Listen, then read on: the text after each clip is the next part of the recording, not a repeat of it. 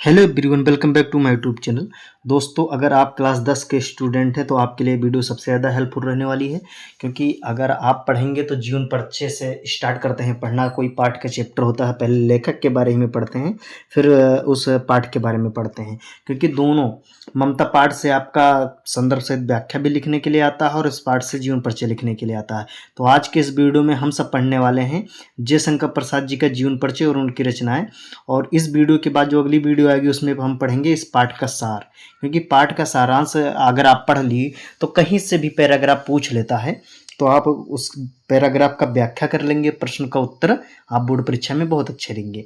दोस्तों, हमारा टारगेट है कि जो बोर्ड एग्जाम है उसमें आपका जो हिंदी में आए, हिंदी 100 नंबर का अगर आप पूर्णांक होता है, यानी 70 का आप जो होता है वो पेपर होता है 30 नंबर का, 70 में से 70 लाना ये हमारा टारगेट है। 70 में से 70 लाना टारगेट है। अगर आप ऐसे डेली एक वीडियो देखते हैं तो आपका 5-6 नंबर पर डे क्लियर हो जाएगा। ठीक है, तो चलिए वीडियो स्टार्ट करते हैं। सबसे पहला इंपॉर्टेंट हम समझेंगे कि जीवन परिचय लिखने के लिए कुछ इंपॉर्टेंट पॉइंट होते हैं जो आपको याद करने होते हैं। इंपॉर्टेंट पॉइंट क्या है? सबसे पहला जो पॉइंट होता है नाम। आपका नाम पता हो, आपको नाम पता होना चाहिए कि मुझे जीवन परिचय लिखना किसका है। तो किसका लिखना है? जयशंकर प्रसाद जी का। तो नाम क्या है? जयशंकर प्रसाद जी।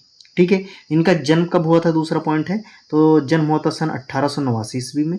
और तीसरा पॉइंट है जन्म स्थान, यानी काशी बनारस में इनका जन्म हुआ था। चौथा पॉइंट है पिताजी का नाम। पिताजी का नाम इनके क्या था? तो श्री देवी प्रसाद जी था। शिक्षा इन्होंने कहाँ तक ग्रहण की थी? तो 8वीं तक की थी। और इनकी शैली कैसी है? तो शैली इनकी है भावात्मक शैली। ये दोस्तों, ये जीवन परिचय लिखने अभी आपको बताऊंगा कि ये पॉइंट कहाँ काम आएंगे। ये पॉइंट आपको बोर्ड परीक्षा में बहुविकल्पीय प्रश्न के लिए आपके लिए सबसे ज़्यादा महत्वपूर्ण है और जीवन परिचय लिखने के लिए सबसे ज़्यादा महत्वपूर्ण है। उसके बाद है रचनाएं। रचनाएं में आपको ध्यान रखना है संक्षिप्त परिचय में कमानी और तितली।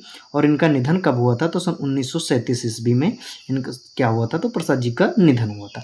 अब इसके बाद आपको जीवन परिचय लिखना है। बोर्ड परीक्षा में आप इतना लिख देंगे तो आपको जो 5 नंबर का होता है वो पूरा मिलेगा, एक भी नंबर आपका नहीं कटना है।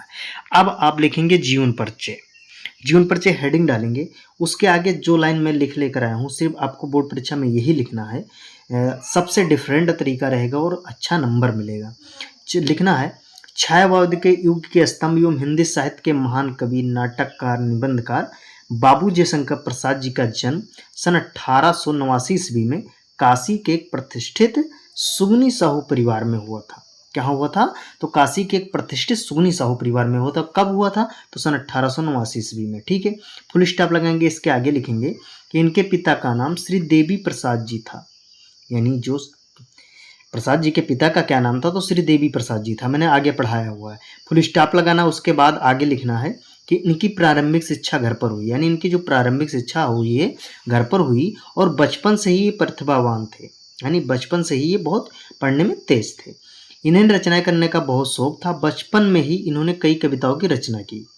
ठीक है, इन्हें रचनाएं करने का बहुत शौक था और इन्हें बाल अवस्था में ही इन्होंने कई कविताओं की रचना की थी।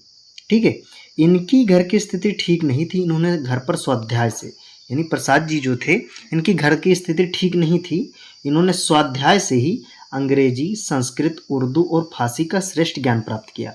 यानी स्वाध्याय मतलब स्वयं अध्ययन। स्वाध्याय का होता है स्वयं अध्ययन।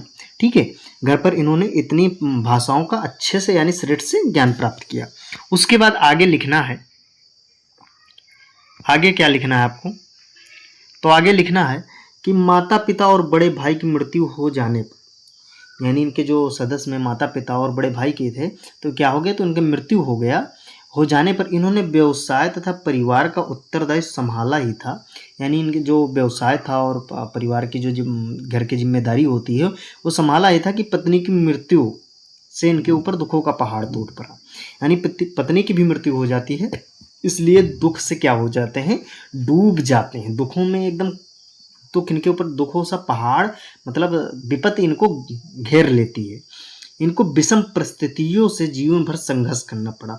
यानी प्रसाद जी को जिंदगी भर जब तक जीवित रहे तब तक दुखों का सामना यानी कष्टों से डटे रहे, सामना करना पड़ा। लेकिन इन्होंने हार नहीं मानी। लेकिन प्रसाद जी ने क्या हुआ?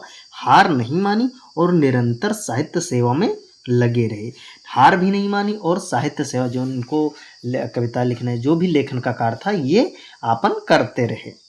उसके बाद एक क्रमशः प्रसाद जी का शरीर क्या हो गया? तो चिंताओं से जर्जर हो गया और अंततः वह क्षय रोग से पीड़ित हो गए। यानी प्रसाद जी का शरीर क्या हो गया, चिंताओं, यानी चिंता कहते नहीं, चिंता होती है जो जिंदों को खाती है, चिता मुर्दों को जलाती है, लेकिन चिंता जो क्या होती है, जिंदों को जलाती है। चिंता बहुत खतरनाक होता है, जो शरीर को इनको खा गया, अंततः वह क्षय रोग से पीड़ित हो गए। और सन 1937 ईस्वी में क्या हो गया, सन 1937 ईस्वी में केवल 48 वर्ष की आयु में ही संसार से क्या ले ली, तो विदा ले ली।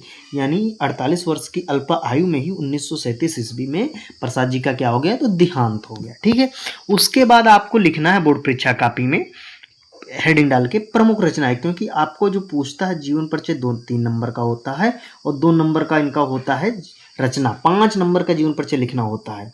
5 नंबर आपको मिलेगा कब, जब इनकी रचना, और रचनाएं लिखने का बोर्ड परीक्षा में यही है। हेडिंग डालेंगे प्रमुख रचनाएं। पहला पॉइंट है नाटक। नाटक के अंतर्गत लिखेंगे चंद्रगुप्त, स्कंदगुप्त, अजातशत्रु, ध्रुव स्वामी। इसमें से आपको सिर्फ 2 ही रचना करना है। दूसरा पॉइंट है कहानी। कहानी के अंतर्गत लिखेंगे छाया, इंद्रजाल, आकाशदीप, प्रतिध्वनि। ठीक है। तीसरा पॉइंट है उपन्यास। उपन्यास के अंतर्गत लिखना है कंकाल, तितली, इरावती। ये इंपॉर्टेंट है। ये इंपॉर्टेंट इसलिए है इरावती, क्योंकि बोर्ड परीक्षा में पूछ लिया था दोस्तों कि जयशंकर प्रसाद जी के निम्न में से कौन सा उपन्यास अपूर्ण है। तो बहुत से बच्चों को नहीं पता है कि इरावती अपूर्ण है। अपूर्ण इसलिए है कि ये इसका जो लेखन कार्य करता है इसी के दौरान इनकी मृत्यु हो गई, इसलिए इसका पूर्ण नहीं हो पाया।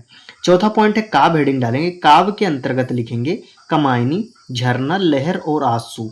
ये आपको इंपॉर्टेंट कुछ प्रसाद जी की रचनाएं थी जो आपको जरूर लिखना है। अब आप कहेंगे कि इतनी रचनाएं क्यों दोस्तों, इसलिए मैं ये सब लिख लेकर आया हूँ। बहुविकल्पीय में पूछ लेता है कि ध्रुव स्वामी का विधा बताइए। विधा मतलब होता है नाटक। जो ये नाटक, कहानी, उपन्यास, काव्य हैं, ये हिंदी के कुछ विधा हैं, ये इसके अंतर्गत लिखे हुए। परीक्षा में पूछ लेता है ध्रुव स्वामी के लेखक कौन है, जयशंकर प्रसाद जी। इतनी रचनाएं आप अगर पढ़ लेंगे तो आपका 2-3 नंबर क्या होता है, तो बहुविकल्पीय का क्लियर हो जाएगा और 5 नंबर का जो होगा वो आपका जीवन परिचय क्लियर हो जाएगा।